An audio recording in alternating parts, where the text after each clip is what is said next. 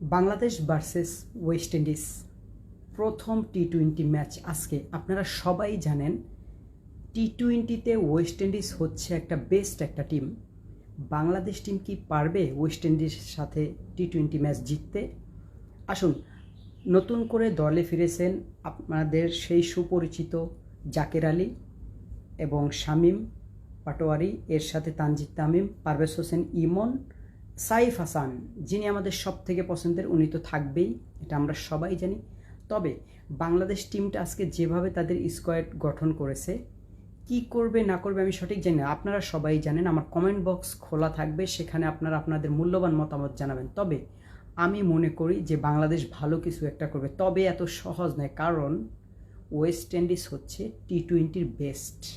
কারণ আপনারা সবাই জানেন ওয়েস্ট ইন্ডিজের প্লেয়াররা সারা বিশ্বের যত লিগ আছে, টি-20 বলেন, টি-10 বলেন, সবগুলোতে তারা খেলে এবং তারা খুব ভালো পারফরমেন্স করে, কারণ তারা 4 আর 6 খুব ভালো খেলে।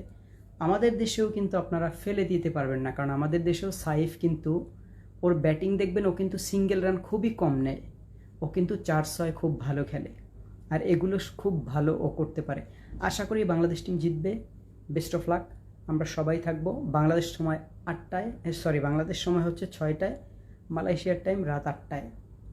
ওকে, লেটস চেক ইট আউট।